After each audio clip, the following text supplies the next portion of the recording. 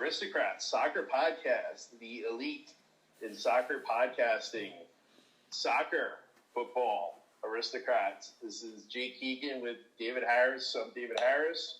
Jake, say hi to everybody. Hey, everyone. We're here today with our second episode. How did you think the first episode went, Jake? I think it went great, Dave. We were bantering back and forth. Well, we're going to have to continue the banter, but today we're going to have to put that on hold because we have the first of what we expect to be many special guests, don't we? We do. I had the pleasure of playing against him 9 years ago now in the PDL. Do you want to introduce the main man? Are you talking about Agu, or Arsenio Agu, our midfielder for the Westchester Flames? I believe it was Abe Jahebar is our guest. Right. Abe actually made an appearance last night with our friend Ricardo. No, who did you play against in the PDL that we're interviewing? His name is Matt Hedges. He's currently, and with FC Dallas, he's played his whole career there in MLS, and he's had some national team appearances as well. It's a really great guest. It's great that he took the time to speak with us, and it's a really great guest for us to have as our first real episode. Yeah, it's as I was doing research about Matt and doing some digging, reading some articles, and just his background. He's just somebody that if you're an FC Dallas fan, I'm sure you're very well aware of him. But if you're not on top of every team, every player in the league, you kind of don't quite appreciate, I think, how consistently good he's been, and how much of a real treasure he is for FC Dallas and for the league and for soccer in America. To have a player on the team for so long, so consistent, year in, year out, very high level. He is like the one club guy. Yeah, I think in the professional game it's so difficult to be consistent week in, week out. And in MLS, a lot of the best players, a lot of the players that they spend the big money on are the attacking players. And oftentimes it's the defenders that don't get the limelight. But Matt is a perfect example. Guy who's been best 11 multiple times, I believe. He's been in the All-Star game multiple times. He's won trophies with FC Dallas, and it's a testament to his professionalism and his consistency, like you're saying. Yeah, and then he was able to play some games with the U.S. national team. Mm-hmm. In that 2015-2016 era, he was very much an up-and-coming prospect for U.S. soccer as well as just MLS and FC Dallas. And he may not have gone on to have the extended career with the national team, but he did get in some good games. And then on top of that, he's, you never know down the road, somebody who's been that consistent, as a veteran player, he could always get called up. You never know. We'll have to see. But for the moment, anyway, to see somebody that we can really enjoy watching, whenever FC Dallas are playing, and just like I said, a real credit to the league, and very, very excited about the opportunity to interview him here on Aristocrats Soccer Podcast. An elite guest, indeed. All right, Dave. Should we get to the meat of the podcast? I think the people are tired of listening to us talk, huh? Yeah, especially me. Let's go for it. All right. So, everybody, welcome. Thank you very much to our special guest, Matt Hedges. Matt's Mr. FC Dallas, the all-time leader, I believe, in appearances, minutes played. Has had a really, really long, successful career in MLS with FC Dallas. Has played for the U.S. national team. And so Jake and I are really excited to have you on board. Welcome. Yeah, thanks for having me on, guys. So Jake, would you like to start off? Would you have any questions you'd like to ask Matt? Well, first of all, I'd just like to introduce Matt and my story to the listener. Back in 2011, I was playing with the Westchester Flames. Matt was with Reading United in the PDL, which is now USL League 2. And we played them twice. They did get the better of us both times, unfortunately. I believe in the first game we both scored, which is a little fun fact. But it's, for me, the great part about playing, and I'm lucky enough to still play in USL League 1. And the great part about playing for me is just all the different people you meet along the way and all the different stories. So this podcast really is just to share a lot of the different untold stories of lower division professional soccer, and in Matt's case, a little bit higher level, being from MLS, or playing in MLS with FC Dallas, and also making appearances with the national team. I want to see what Matt's memory of that game, that vital game to his career with Reading United against Jake, and did he get to kick Jake around at all, or anything like that? Or I'm sure it's so far back. Did you guys play on a turf field? Yes, it was down next to like a forest. Okay, I do remember. Yeah, it was pissing. It was pissing rain. You guys beat us 4-1. Yeah. Oh yeah, I do remember that game now. Okay. Yeah, that was crazy because I didn't think we were gonna play in that game because it was such like a kind of bad weather, and then we ended up playing. And the turf. I felt like the field was just like, even though it was turf, it was just soaked. Yeah. So it's kind of tough to play on, but. Yeah, kind of like that was a long time ago, man. I've had enough concussions that I have trouble remembering that long. But yeah, I do remember that. Yeah, I do remember being from a smaller Division I school.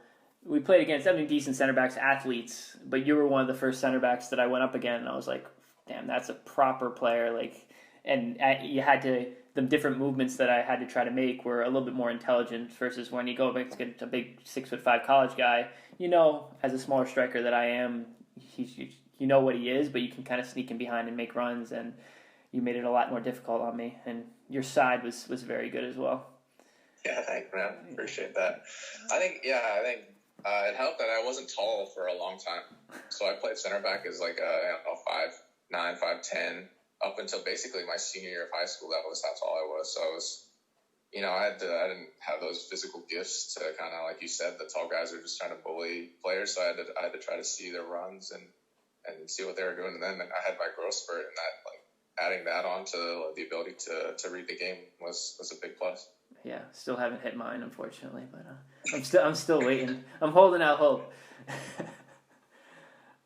So Matt, I know just really quick on maybe it was incorrect or something, but on one of your I guess one of your Wikipedia pages or whatever, it said that you were born in Rochester, but you grew up in Indiana.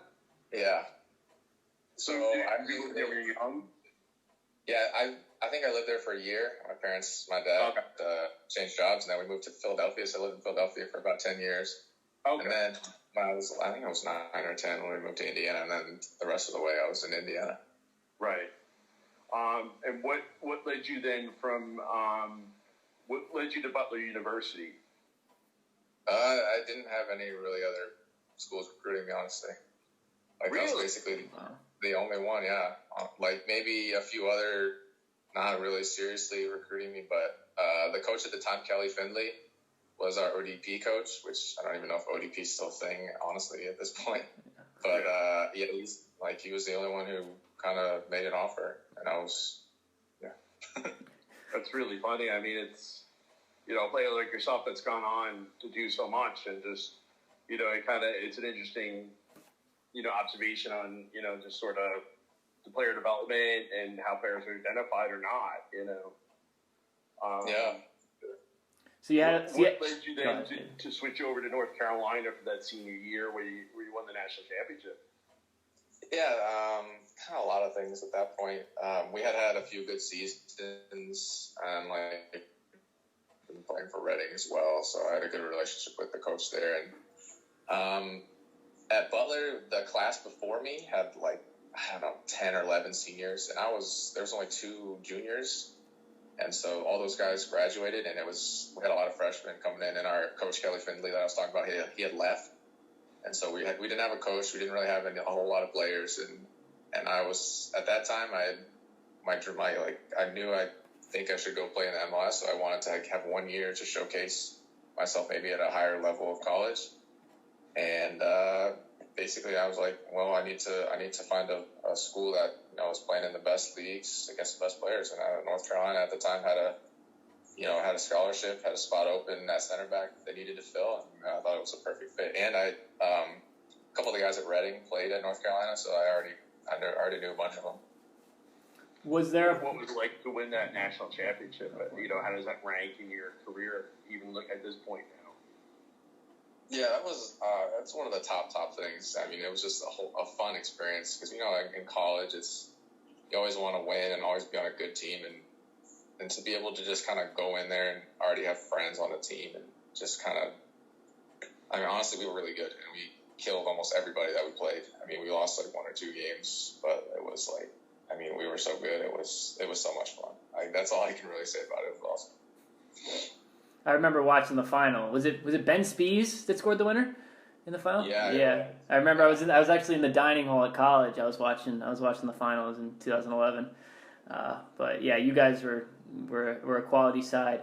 I guess my question for you is, as someone in a similar situation to yourself, kind of growing up, I was smaller, less or lightly recruited in terms of the college game.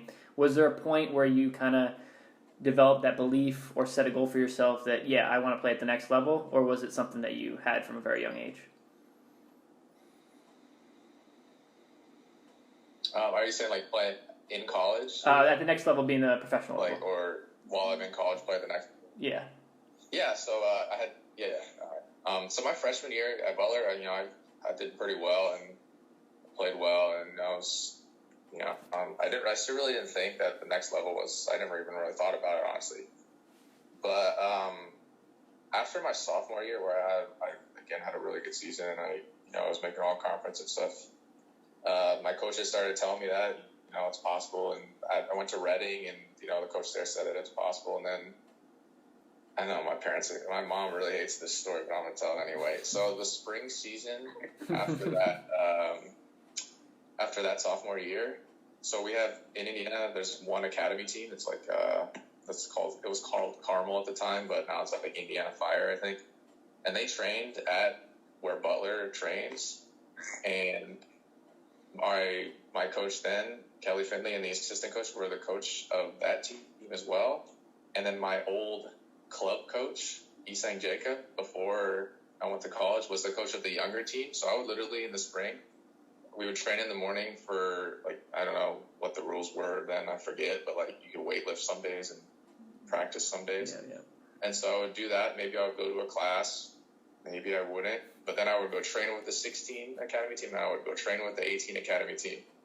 And so, like, I was getting, like, 2 or 3 trainings every day for all of that spring season. And I feel like that was the time when, like, I took a big jump in just, like, technique and skills and just, like, wanting to do it, Because, like, you can be as good of a player as anybody else, but if you don't want it, like, then it's not going to happen. And that was the moment that I was like, well, I want to do this, so then I better start doing as much as I can. And, like, honestly, I didn't go to that many classes. I feel bad saying it now, but like I still like did okay academically, but like that wasn't what I was really focused on at that point. I was like, dude, if I'm gonna do this, then I have to do it 100%. Time and distance help a lot there, with being able to tell that story. Yeah, it took me a long time to finally tell my mom that story, because she, like, I knew if I told her that, like, my first or second year in the league, she would still be, like, not happy about it. But hopefully she's not finding out by tuning into this podcast episode. Maybe my dad might not. I might not have told him yet, because he's... All right, so Mr. Hedges cannot listen to this podcast episode. Yeah, please. There's a lot to be said for that, though. I mean, people say don't put all your eggs in one basket, but to be really successful, you look at all the best athletes. I mean, they all put their eggs. They fully commit to it, and it's interesting to see. I mean, yeah, a lot of times you do have to make a choice. So you can have they say you have social life, academics, or athletics, and you kind of have to choose between 1 or 2 of the 3 and fully commit to it. Yeah. I'm not a social person anyway, so I was like, I didn't social life, whatever, But I was just like, soccer it is 100%. You sound a lot like Jake. Yeah, we'd get along. Hey, I'm not the most social person either, so Dave will testify to that. And so, jumping ahead a little bit, hopefully not going too far ahead, but one thing I was curious about, just looking back at your career, Matt, is like, it seemed like and I could be wrong, I'm just looking at stats, is like going from 2012 to 2014 when you were with FC Dallas, and then from 2015 to the modern day, it seemed like you just kind of made that next jump from 2012, like for maybe more of like getting used to playing at that level or whatever. Maybe you didn't. Maybe you just got more recognized. What do you think about like your progression as a player with FC Dallas over the last several years from your beginnings to the more modern era? Yeah, I think the first year, 2012, I played at probably the second half of the season, so I was still kind of like new, getting used to it. And I think 13 was probably the season that I was just getting experience. Like I was all right that season. 14 was the first season where I felt like really comfortable playing, and I thought I did really well. Like you said, maybe I was like a little bit I don't want to say underrated that season, but like 15 and 16, I think I finally started getting the recognition for what I was doing. And honestly, I think our coaches have wanted different, like each coaching change we've had, they've wanted different things out of their center backs. And I think that's one of the main drivers of me, like, improving as a player. Like, Oscar wanted more, like, dribbling into the midfield and trying to make stuff happen. Lucci wants more, like, line and splitting passes and just on the ball. And I think that's, like, the main driver of me, like, changing my game and just being an all-around player. I don't know how else really to explain it. I mean, obviously, I'm, like, doing extra work and training and things like that, but honestly, like, the coaching changes probably came at, like, a really good time in my career for, like, me as a player. What do you think about just, I don't want to jump around too much, but just, since you touched on it there with the coaching changes in, the current, coach you have over there, Lucci, it seems like your style, from what I was reading online, you've changed a bit to more of like a passing style, and I read about that a bit. So maybe you could just touch on that a little bit. Yeah, for sure. I think Lucci is a lot. We were much more direct and counterattacking threat with Oscar, but then we changed to Lucci, and it's kind of opposite. He wants us to build out of the back and create space and move the ball. And honestly, I really like doing both. I mean, I love the low block because I love defending. That's my thing. But at the same time, Lucci really, the beginning of last year, he's challenging me to play more forward balls and through the lines, and I think that's a big help for me as a player. And I'm trying to help the team go forward, so I have to try it, and I feel like it's really, really been good for me. And has that changed the style? Maybe adding a different dimension to your game. Has that resulted in Greg Berhalter taking notice and digging in a bit, or it just seems like it's common with national teams where like you were playing with the national team for so 5-6 caps, I believe, in those years of 2016, 2017, defender of the year, things like that.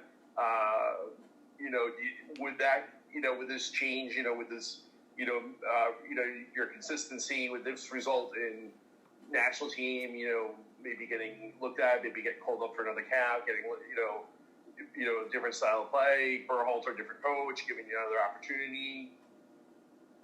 Yeah, I think honestly the national team and the style that we play are pretty similar. I feel like building out, but at the same time, I'm 30 years old now. There's obviously guys who are a lot younger than me who can play that style, and I understand his he's got a tough job. He's got to try to find the best players for not only now but in the future, World Cups and qualifying and all that thing. So I'm honestly not expecting anything from Greg just because of that. I completely understand it. I had my opportunity in 2017.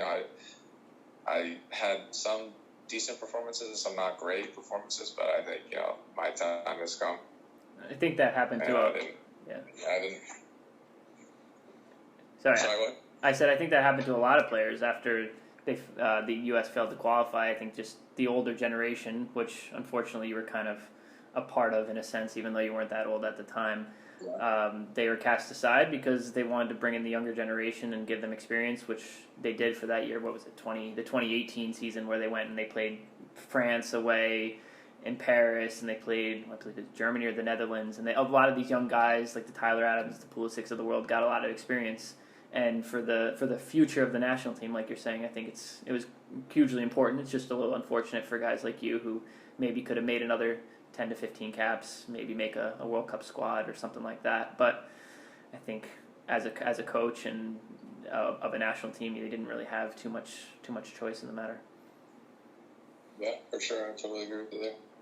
Well, I don't know. I mean, maybe, I don't know how you'd react, but Berhalter was a center back. He's also a guy who had a lot of caps later in his career, and you're only you're only 29, 30, and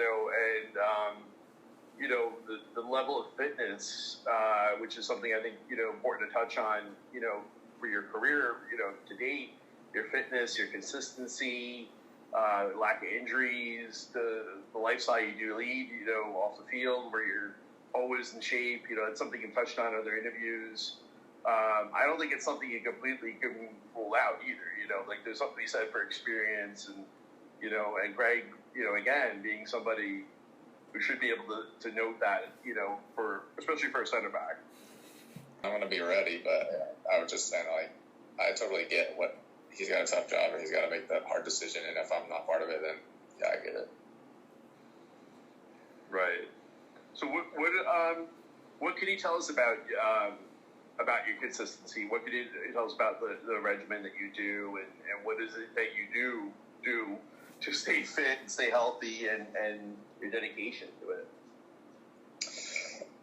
Yeah, I feel like I'm just taking care of my body, honestly, and getting the massages that they allow us to do at the stadium. The hot tub and ice baths every once in a while, and a lot of stretching and just maintenance stuff at my house. I don't do anything crazy, like going out and doing 500-pound squats or anything like that, But I think there is something to be said to getting, a good weight workout in. I think, there's we've had a decent amount of injuries at our team, and I feel like maybe we should do a little bit more of the kind of things that I'm doing. I'm not trying to say anything about our staff in the past, because we've had a lot of past injuries. It's definitely better now. I think in the past year or two, we've definitely improved it. But I do think more weight workouts will help, keep that longevity, that strength in the long season. 'Cause 40 games over a couple of months, 7 or 8 months, it takes a toll, especially if you're playing every time. And I think the better you can build your base up before, you go into that long season, the better you'll last during the season. That's it's hard for me to explain it, but I feel like I don't know if you guys understood. Yeah, I absolutely understand that. I think when you play, especially in a condensed season with this year with COVID, I think a lot of games are Wednesday, Saturday, so you really don't have the time. And at Greenville, we're doing a lot of body weight and circuits and band work type things, but it's not enough. And I think, as like you're saying, over the course of a season, building up that base, especially in the off season, is hugely important. Do you do anything in terms of, a lot of guys these days are doing vegan, or they're doing no dairy, no sugar, a lot of different diets. Do you do anything in that regard, or are you just meat and potatoes kind of guy? For as much as we work out, I honestly don't want to cut too much out of my diet. I feel like I eat plenty. I'm a big guy, so I need to eat a decent amount, and I do. And my wife cooks, so it's pretty healthy stuff. So I'm not eating crazy amounts of ice cream or donuts or stuff like that. But it's just standard, food. And I don't know how, honestly. I'm not gonna knock anybody else's diet, but some of the crazy stuff these people are doing for their diets, it's I don't know if that does anything. Calorie, just eat. If you want to lose weight, eat less calories than you're burning. Yeah, that's the secret. Yeah. Is there anything you want to touch on, or I got a couple more from Matt? I guess my one question is, my big question was, as an athlete, we've all been a part of successful teams, less successful teams, and in your case, you've won at every level: state championships in high school, national championship in college, U.S. Open Cup, Supporters Shield.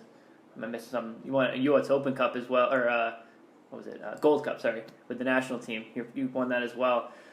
Is there anything you can attribute in comparison to your less successful teams?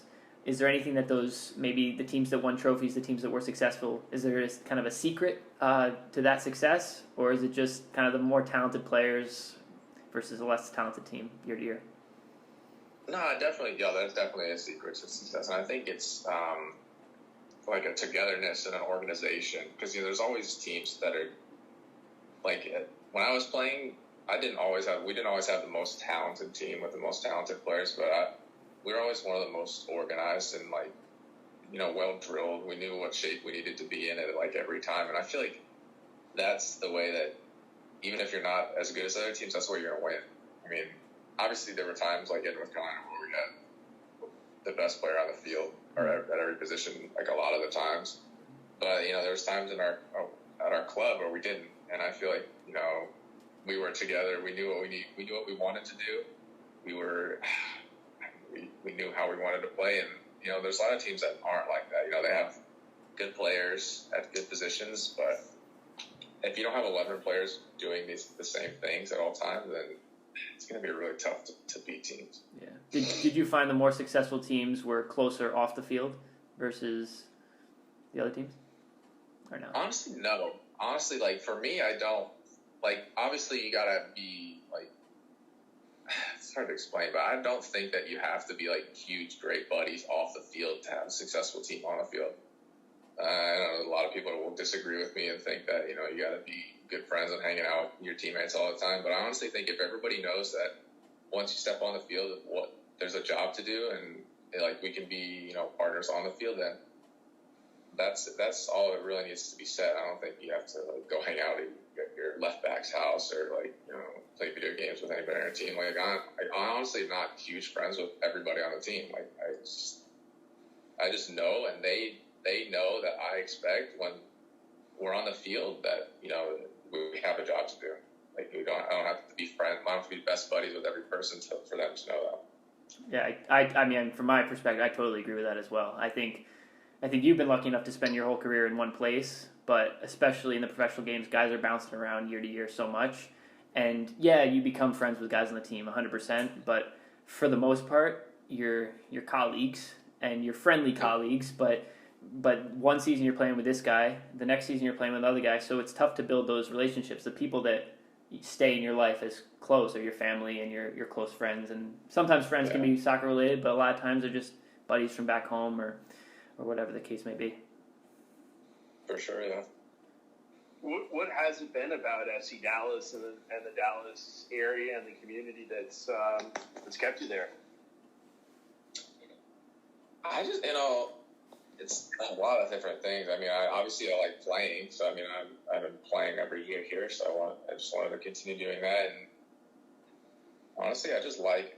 It's kind of like Indiana is very similar to Texas, isn't it? Like Indiana's kind of like the south of the Midwest. It's kind of a weird saying I've heard said before, but I really like just kind of the atmosphere here, how friendly everybody is.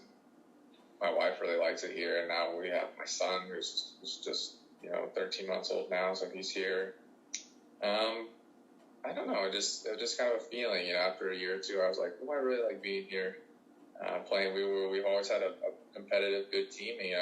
Dallas has never won an MLS Cup, so at this point, that's something that I would like to bring, to this team.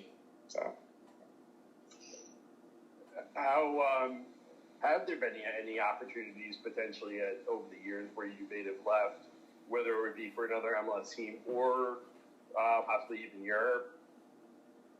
Yeah, there's been a decent amount of opportunities where my agent has told me that this team in the league is interested in you, and I just don't know if there's ever been a deal to be done. Honestly, I don't know if I would want to have left anyway. I think I probably would have just said, no, I don't want to go. I like to be here in Dallas.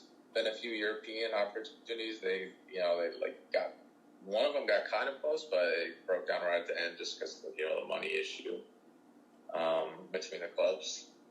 But yeah, there's been like more trade kind of between teams, but I honestly don't know if it would have happened.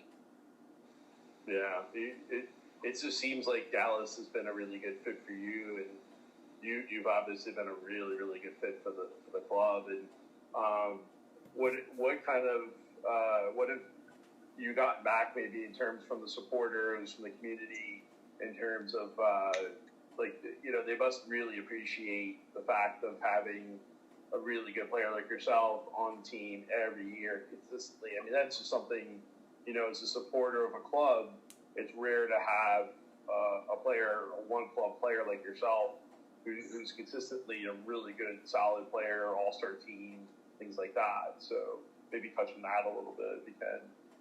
Yeah, I feel like I get a lot of support of upcoming supporters. Obviously, like you said, there's not very many one-club players, especially in a league like MLS, where you can just get traded at any time, or they can just get rid of you whenever they want. Right.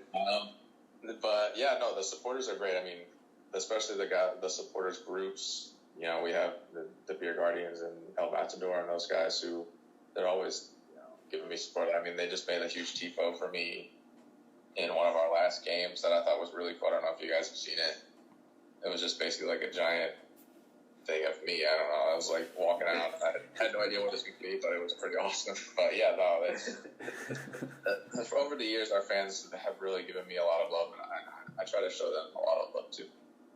Right. You can cross the tifo off the bucket list. Oh, go ahead, Jake. I was just going to say you can cross the tifo off the bucket list as a player. Yeah. My question that I have is, we in our league, Greenville Triumph, so we play against North Texas, your second team. We play, Ricardo Pepi.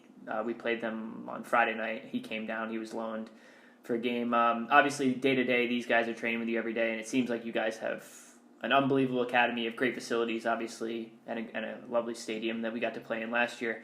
I would say two-part question to that would be, is there any, out of the young guys between Pepe, Thomas Roberts, guys like that, do you see big futures in the games for a guy like that, or guys like that? And also, how much do you attribute the academy to the first team's success? Yeah, so for your first part, there's a lot of guys that are on North Texas, and the guys who aren't allowed to play with North Texas right now because of the coronavirus stuff, but are from the academy. Like you said, Pepe and Thomas are two of the big ones, and we have Dante Seeley, who hasn't been able to play with North Texas, who's another guy who I think they have bright futures. And Brian Reynolds just started playing with the first team, right after the coronavirus stuff, the bubble tournament where we had that went so well for us. But definitely, there's a ton of young guys on our team, and I think the academy has had. We've had academy guys in the first team before who have gone on to like so amount of success. Some guys are really bright stars, and some are kind of fizzle out and then leave the team. But I think in the next few years, you're going to see a lot more of these academy guys going on to bigger things, like Chris Richards, who he's at Bayern now. He's played in a couple Bundesliga games, and I think you'll see more of those guys like Thomas and Pepe and Dante moving on to things like that, and Brian as well. And I can forget about Reggie, who's in Portugal now. So yeah.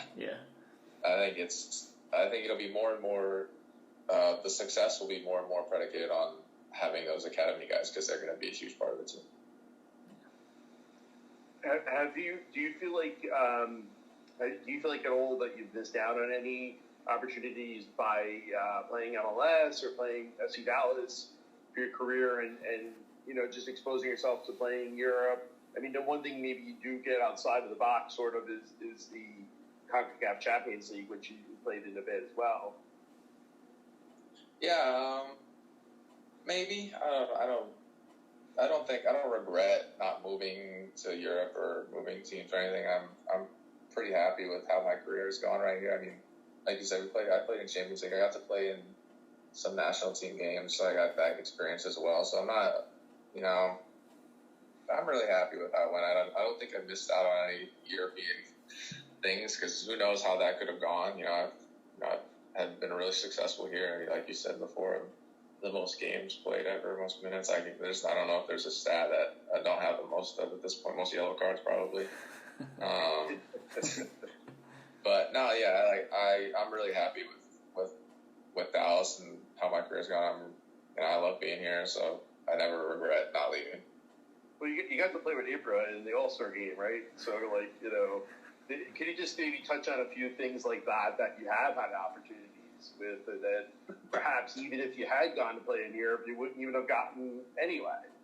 Yeah, and the All-Star game with Ibra was hilarious, because we all had to be, and Wayne Rooney and all those guys, it was so funny, because we came in to the pregame, like before the game, they were going to show us video about the other team, and I'm like, this is an All-Star game, why are we watching a video about, it's an All-Star game, and the game plan was like, have our midfielder chip the ball into the back post to Ibra so he can head it back, and I looked over at him, and he's like, what the hell is going on here? And then I knew, I was like, he's not into that at all. I thought it was really funny. That's my Ibra story, because he's a nice guy, obviously, but it just gets out that he wasn't interested that much in doing the All-Star thing. How do you? That's one thing I've always wondered. How do you guys do an All-Star game? With you're playing against the team and you're a collection of individuals thrown together. How does that work? It doesn't really work that well, honestly. We have trainings, but how can a coach do tactics with when you're gonna have to end up playing a back four, a 1-6, then 5 just attacking guys who are just gonna go up there and attack all the time. Just we saw it in the last All-Star game. It was even the outside backs that they picked for the All-Star game are normally the attacking guys who get lots of assists and go forward. So me, Walker, and then Diego Chara, and then maybe Wayne would help us defensively sometimes, but it was basically us 3 or 4 guys defending Atletico's counterattacks, and I was like, oh, this is really fun. 45 minutes of just sprinting around, Get the sub. The other ones were not as, when we played Real Madrid, it was kind of like that, but we had Gareth Bale, I had to run around, chase him around all 45 minutes I was out there, and that was fun. The Juve game was the Juve game was probably the most tactical, because the coach at the time, Atlanta's coach, was really about it. So he played a lineup that was all right, we're gonna have a guy in every position who's not only just gonna go attack, he's gonna defend, attack. And so that was the one game where I was not feeling really overwhelmed by just a wave of attackers. So you're really looking forward to the 2021 All-Star game if it happens, right? Who knows, honestly, what's going to happen. Would you make any changes to it? Would you rather have it like it used to be, kind of an East versus West? Because there 26 teams now, so you almost have enough to make 2 different teams. Or would you rather play against the big Real Madrids and the Gareth Bales of the world? Good question. That's a really good question. I think for the spectacle that I think the league wants, they're going to want to try to keep those big European teams, because they want the viewers. But I honestly think I would enjoy playing an East-West game for the intensity, because I know if you're playing East-West, all these guys know each other and they want to beat each other really badly, and I think that would be a more intense game. But I think the big European team would be a more fun game for the fans to watch. That's how I view it, honestly. The casual fans like the European Nights, or the European. The casual person who's just gonna tune in on ESPN. They're gonna say, "Oh, Real Madrid against All Stars." If they see East versus West, they're gonna be like, "Oh, thanks, John." That's what I think. Next. Yeah. You're willing to suck it up and go chase whoever you have to chase out in the field. Yeah, I'll do it if I have to. If you're gonna make me do it. What are some of maybe we've touched on the FC Dallas years and how long you've been there, but maybe just, do you have any really fun stories you could tell us? There must be some throughout the years that just experiences that have been special to you and moments. Oh man. Yeah, there's the obvious ones winning trophies, scoring in the Open Cup final. I think my favorite, final, we won the Open Cup or anything, was the semifinals of the Open Cup when we were playing in LA. And it was 0-0, so it went to overtime, and LA scored in probably with 10 minutes left, they scored. And we were really down, we're going out in the semifinals, this sucks. And then with 3 minutes left in the game, probably, I scored off a corner, and then we're like, all right, let's go. And then, right as the time was about to expire, we got another corner and we scored. So we were 2-1 then, and then we were just losing. And then Bruce Arena was losing his mind on the other bench, and it was just amazing. Not an unusual event.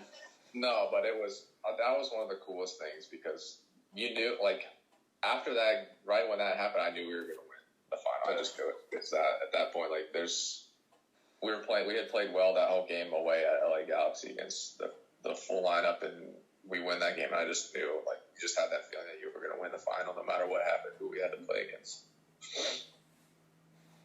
That's awesome.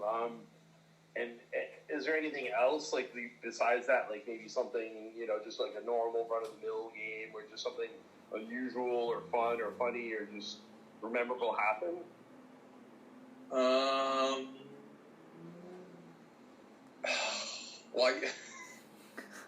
So I don't even know if I want to tell this story, honestly. Go for it, Matt.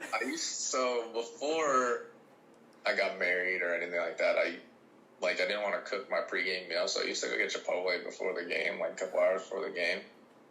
And I always felt I ate it pretty early, but there were some times where I didn't. I always felt kind of bad during the game I never really thought about it while I was playing. I felt bad, and then there was one game where I ended up throwing up on the field, and I was that was the last time I ever ate it. I was this cannot happen anymore.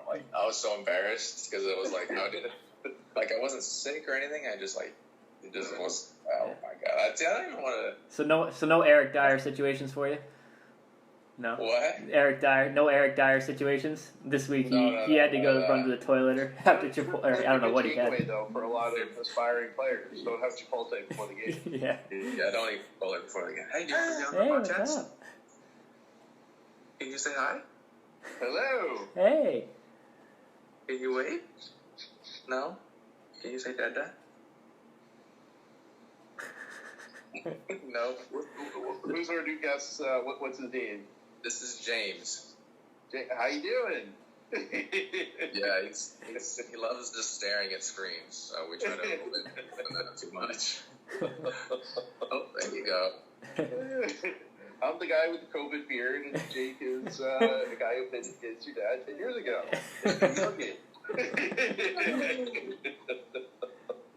Maybe you'll listen to this podcast later, buddy. Okay. Okay. We're gonna have to fast forward for a couple stories, college stories.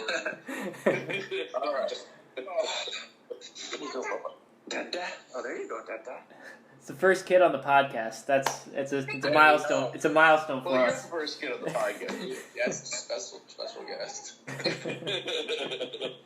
All right, he did see his bars in here, so I had to grab. I don't know. Well, I was thinking. So any interesting? So we hit on that. I got one question. Any interesting experiences from your CONCACAF Champions League to go and play in Mexico against Pachuca?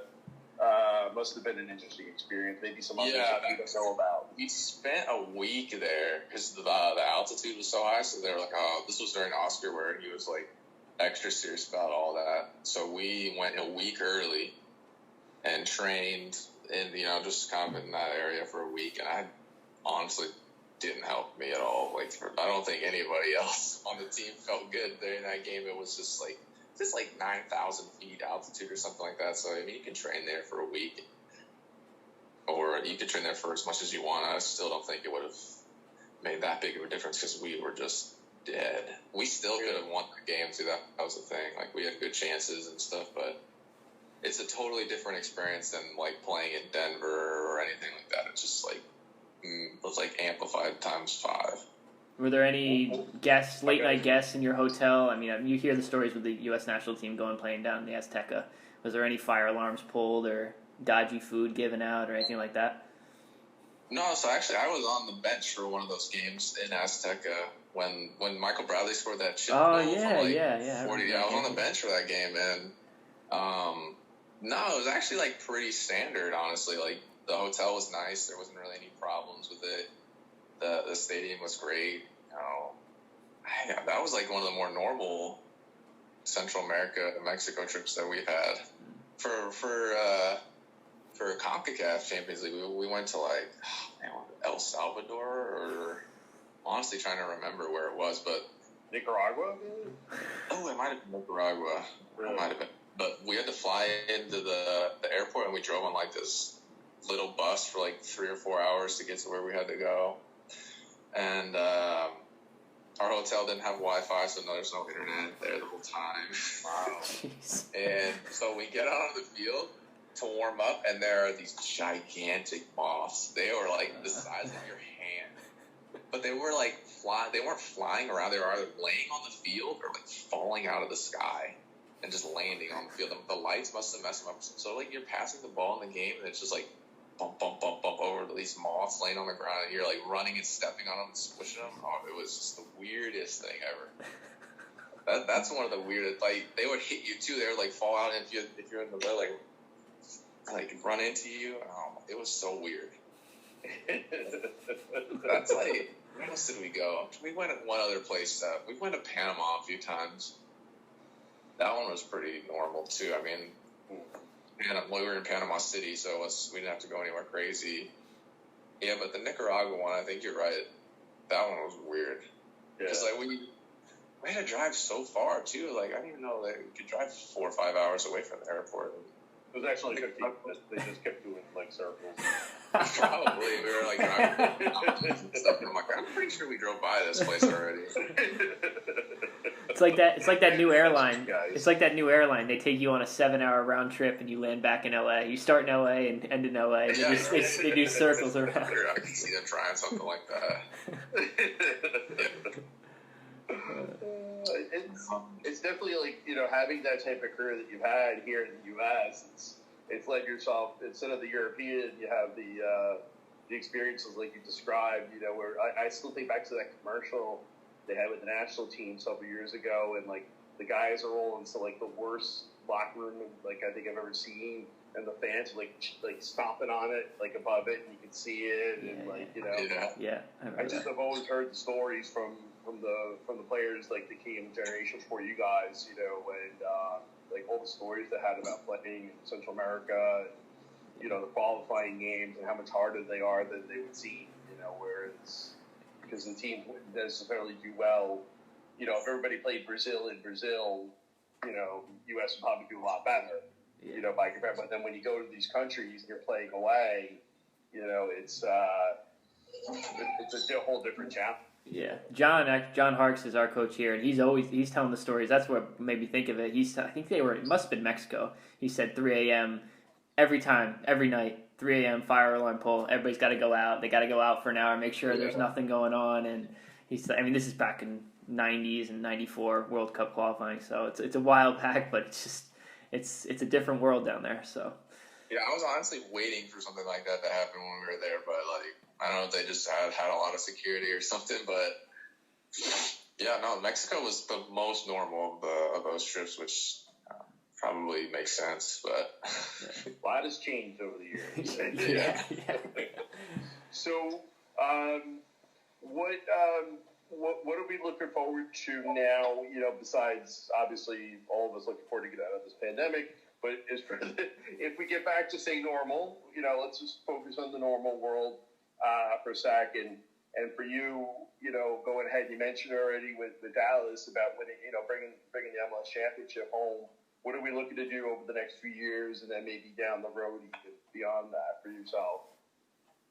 Yeah, I mean, I'd like to play as long as possible, obviously, like anybody would. So I have, I think, after this year, 4 more years on my contract, so I'm probably going to try to play that out, maybe keep playing. I mean, for center back, obviously I can play.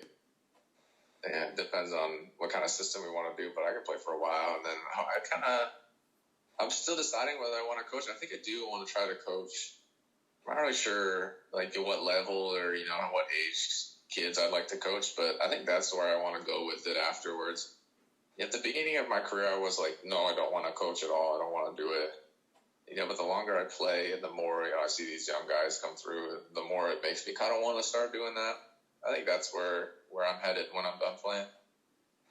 As having a son, now that you have your son, does that make you think a little bit more about coaching as well? I think it does. Honestly, I think I'd like to maybe coach him someday. Who knows what sport you want to play? Probably try to play like chess or some video games or something. Who knows? But hopefully he likes soccer, and maybe I can coach him. What about bodyguarding?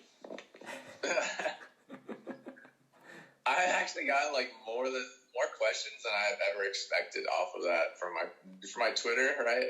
Right. It's from a movie. I just looked at you. I saw a bodyguard bat.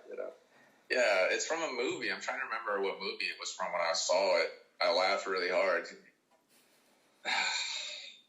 But he's at a job interview or something. He says he's an aspiring freelance bodyguard. It's like, I want to say it's like a Step Brothers. I was going to say, I was thinking Step Brothers. Okay. I honestly don't know. Googling it now. It's like, see if you can find it, because I don't know where it's from. That's the title of our podcast, Aristocrats, is actually from a movie as well. Yeah, I've never even seen the movie. So It's a documentary. It's on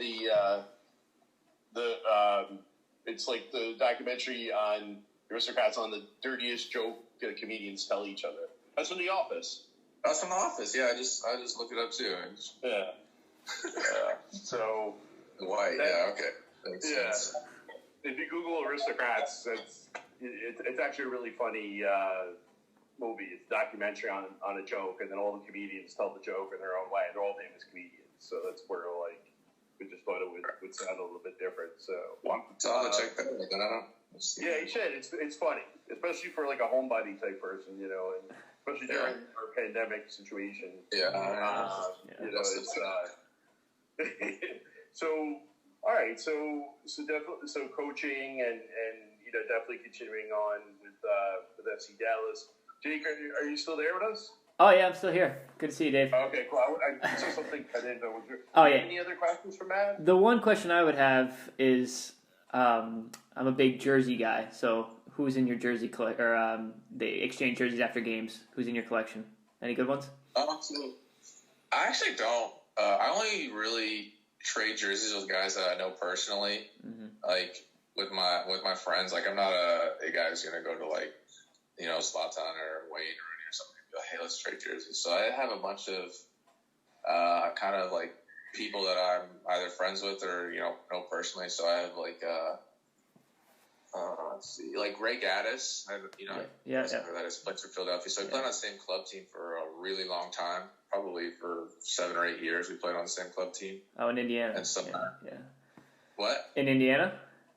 Yeah, in Indiana, we played together. So I'm great friends with him. So I have him. I have DeMarcus Beasley's from Indiana, and I knew him from national team stuff and just playing against him in the league. So Carlos Bocanegra, I have one of his jerseys. Those are like the three. Probably. I mean, I have a lot of other guys I played against in college and kind of just those guys when I played against them in the league. But I'm not a big, like, hey, let me trade with these really famous guys because, You've just been kicking them for 90 minutes. I'd rather have my friends who I grew up playing with or playing against or who, it really means something to me. Yeah. Plus, you've just been kicking them for 90 minutes, so they don't want anything to do with you. Yeah, they don't want to do it anyway. Sometimes you'd often ask about guys you played with that were really good. Is there a teammate though that you've had that you're willing to say you'd be really happy if you never had to play with them again? Oh, like a bat? I really don't want to play with him again. Like he's annoying as hell, or just drives me crazy. Or if you're not willing, it's okay. It just I don't know. Let me think about it. I'm sure I've had plenty of them. Just gotta remember. The thing about that is if it's a teammate that I really don't want to play with, there's obviously other people who feel that same way, and I feel like they don't end up being around for very long if nobody wants to play with them. You can also be a good friend too, but Man, no, there's not anybody that like jumps out at me like, Okay. yeah, never joins our team again. Yeah. There's guys who annoy me, but like normally those are the guys that you kind of want on your team, right? Like you play against them, they're annoying, you want to get them on your team, but not from our team that I can think of. Is there anybody that is really annoying that's ended up on your team that you're happy to have? Let's see. No, normally they stay on the other teams. They don't have guys on our team. There's a few that are still around. Like the funny thing is, like the annoying guys that you play against are normally like some of the nicest guys off the field. That's true. Like there's a really good example, like Chris Wondolowski on the field. He's yelling at the ref, he's yelling at you, he's yelling at his teammates, he's just talking all the time, but like off the field, this dude is the nicest guy. It's so funny. If you had never like when I was playing against him for the national team stuff, where I met him off the field a little bit, like you would never know. Like he was a nice guy. You just think he was mean. So now, like whenever there's a player like that on the field, I just kind of like give them the benefit of the doubt. Like maybe it's just they're just really competitive, because I'm sure I might come off that way to other people on other teams too. I don't know. Give a good sharp kick or something too. Yeah. Shove the ground,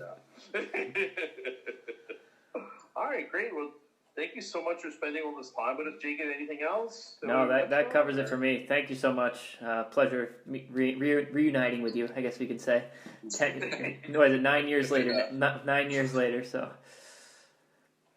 Thanks a lot, Matt. And, continued success. Best of luck for the rest of the year and going forward for you as well. And to, hopefully we all have a better 2021 and you guys are able to, hopefully accomplish something, with us in Dallas, if not this year, then going forward next year. All the best. Yeah, I appreciate you guys having me on. I enjoyed it. We're on Twitter and Instagram. We'll make sure to get the episode out and let you know so you can, send it around and stuff. Yeah, I can't wait for that part about the chipotle to get cut out. That's an MLS sponsor too. So it's a really good interview, and I think people who listen to it will really enjoy it. No, thanks guys, appreciate it. Thanks so much. Take care, Matt. Yeah. So that was one heck of an interview. I really enjoyed that, and got a lot of interesting stuff. What did you take away from that interview with Matt? One big thing I took was just he's a guy that was not heavily recruited out of high school. Butler was one of his only scholarship offers, he was saying, and he's had the extended MLS career, national team caps, all the success that he's had, and I think it can be an inspiration to young players who may not be in U.S. national team camps, who may not be heavily recruited to big-time Division I schools.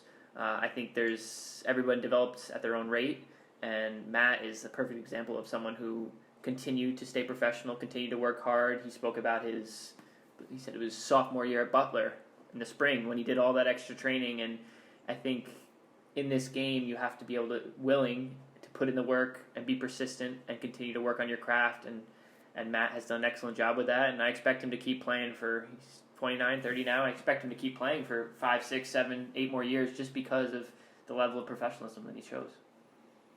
Yeah, he was, definitely got a greater appreciation for him, and also as a personality, without even, delving too deep into the specific stories, we have the personal story, the Chipotle incident, the college years, but then, his stories about playing in, Central America, playing the All-Star games, just a lot of fun, interesting things that,